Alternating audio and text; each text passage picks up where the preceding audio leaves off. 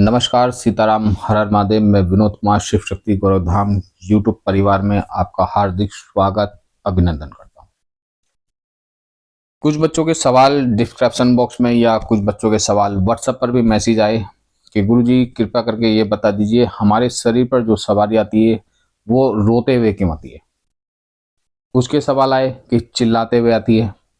कुछ बच्चों ने ये भी पूछा कि हमारे शरीर पर सवारी आती तो है, बड़ी खुश होकर आती है, परंतु हमारे कार्य नहीं बनते। घर में दिक्कत जैसी थी, दिक्कत वैसी की वैसी ही बनी हुई है। अगर दिक्कत बनी हुई है तो सवारी क्यों आ रही है, तो आज इसी जानकारी लेकर आपके सामने उपस्थित हुआ हूं मैं, विनोद कुमार शिव शक्ति गौरव धाम से।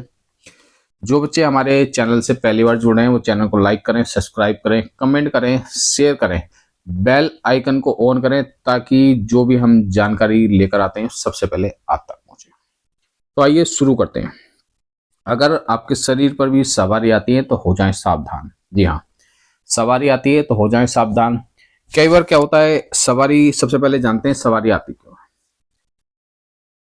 सवारी मैं आपको बता दूं, कभी भी जैसे मान लीजिए काल कमाई की सवारी है, काल कमाई प्रत्यक्ष रूप से किसी भी शरीर पर सवारी नहीं है।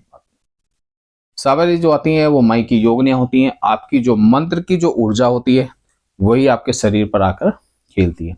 आपके पितरों की सवारी होती है। कोई अगर बच्चा ये कहता है कि मुझ पर कालका माई की सवारी आती है, तो पहले बता दो कालका माई की सवारी किसी पे आती ही नहीं। हमारे अंदर इतना सामर्थ्य नहीं, किसी भक्त के अंदर इतना सामर्थ्य नहीं कि वो शरीर पर आकर खेल जाए। माई की जो जोगनियां होती हैं वही सवारी रूप में आती हैं और वो माई के जितना ही सामर्थ्य रखती हैं, इसलिए उन्हें मां रूप में पूजा जाता है।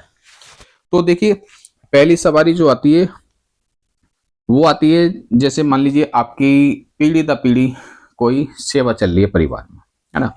आपके दादा परदादा, आपके पिताजी जो सेवा करते हुए आ रहे थे, किसी भी शक्ति की सेवा उपासना करते आ रहे थे, तो आपको विरासत में वो सवारी मिलती है।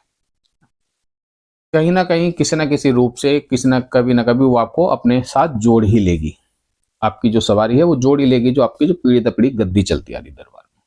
ठीक। दूसरी, आप गुरुमुख हैं, साधनाएं कर रहे हैं, किसी दरबार या चौके से जुड़े हुए हैं, आपने गुरु धारण करे हैं। आप जब गुरु के द्वारा दी गई साधनाएं होती हैं उनको करते हैं तो शक्ति खुश होकर आप पर, या गुरु आपसे खुश होकर आप पर सवारी देता है ना। अपने देवता की, अन्य किसी देवता की, अन्य किसी शक्ति की सवारी प्राप्त कराता है। तीसरी जो बात करें वो सवारी होती है आपके इष्ट की। यदि आपका भाव अच्छा है, आप भक्ति भाव में आगे जाना चाहते हैं, तो आपका जो इष्ट है ना, मान लीजिए सबके इष्ट होते हैं, जो आपके राशि के इष्ट होते हैं वो आपको अपनी सेवा के लिए चुनते हैं, समाज की सेवा के लिए चुनते हैं, ताकि आप आगे चलकर सेवा कर सकें। तो इसलिए वो आपके मन के अंदर भक्ति भाव डाल देते हैं।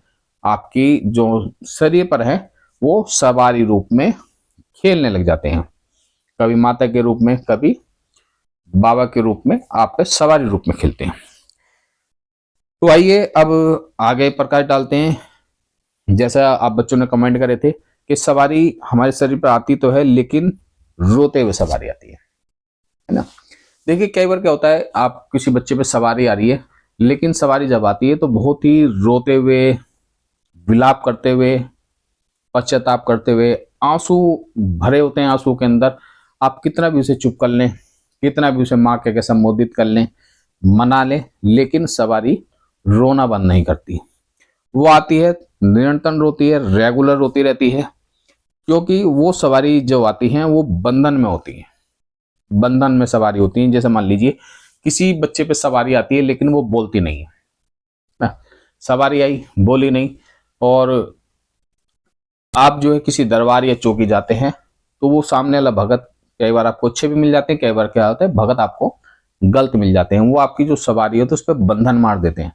उसके बाद जो आपके घर के जो कार्य होते हैं, जो आपके कार्य बन रहे होते हैं घर के, वो भी स्टॉप हो जाते हैं, कार्य विपरीत होने लग जाते हैं, यानी कि कार्य उल्टे होने शुरू होते हैं। और उसके बाद जब भी सवारी आती है वो रोते हुए, विलाप करते हुए आती है, क्योंकि वो बंधन में आती है। दूसरी सवारी, जब वो सवारी आती है तो चीखते चिल्लाते हुए, है ना।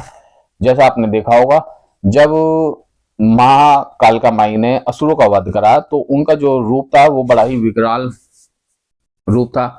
चीखना चिंगाड़ना, पूरे रुद्र रूप में, हाथ में खड़ग खप्पर धारण करे हुए आदि शक्ति के रूप में महामाई कालका रानी ने अपना रूप धारण करा और बिल्कुल ही विकराल रूप से चीखते हुए आई, ताकि असुरों, जब माँ चीखी तो असुर माँ की चीख से ही कांप उठे।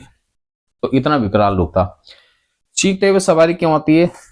जब जिस बच्चे के शरीर पर सवारी आ रही है तो उस घर में, परिवार में यदि कोई संकट आने वाला होता है, या किसी अपने ने, किसी पड़ोसी ने, या आपके जो भी दुश्मन है उसने आपके ऊपर यदि तंत्र किया होता है ना, तंत्र किया होता है या तंत्र कर चुका होता है या तंत्र करने वाला होता है, या आप पे कुछ ऐसी मलिन शक्तियां छोड़ता है जिससे माँ रुष्ट हो जाती है, क्योंकि वो आपके शरीर पर है, आपके साथ है, आपके साक्षात साथ है। तो माँ जो है जब चिंगाड़ती हुई आती है, पूरी चिल्लाती हुई आती है, तो इसका अर्थ यह है कि माँ आपके शरीर पर जो कष्ट हैं, आपके घर परिवार पे जो कष्ट हैं, जो तंत्र बाधा आपके शरीर पर करी हुई है, आपके घर परिवार पर करी हुई है, आपका घर बंधन में करा हुआ है, तो माँ उसको समाप्त करने के लिए चीखती हुई आती है पूरे उग्र रूप के साथ। तीसरी सवारी माँ की जब आती है तो बिल्कुल ही सौम्य रूप में आती है, हंसते हुए आती है ना। माँ बहुत ही प्रसन्न होती है, और जब आप पूछते हैं माँ से या किसी भी शक्ति से पूछते हैं, मान लीजिए भैरव बाबा की शक्ति आ रही है, या हनुमान बाबा की शक्ति आ रही है, कालका माँ की शक्ति आ रही है, हंसते हुए आती है। जब आप पूछते हैं कि माँ आप हमसे खुश हैं, तो माँ कहती है हाँ मैं बहुत खुश हूँ आपसे, है ना। तो इसका अर्थ ये है कि जो दिव्य शक्ति हैं उन पे आपकी पूर्ण रूप से कृपा बनी हुई है, तो इसलिए ही माँ वो हंसती हुई आती है।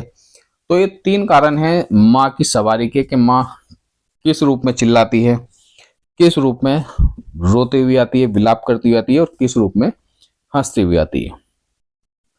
तो आशा करता हूँ ये जो जानकारी अभी मैंने आपको दी है, ये इस जानकारी से आप संतुष्ट होंगे। यदि आपको अन्य कोई जानकारी चाहिए तो डिस्क्रिप्शन बॉक्स में आप टाइप करें, वीडियो को लाइक करें, कमेंट करें, शेयर करें। सीताराम, हर हर महादेव, गुरु गोरखनाथ जी महाराज की जय। आदेश आदेश आदेश।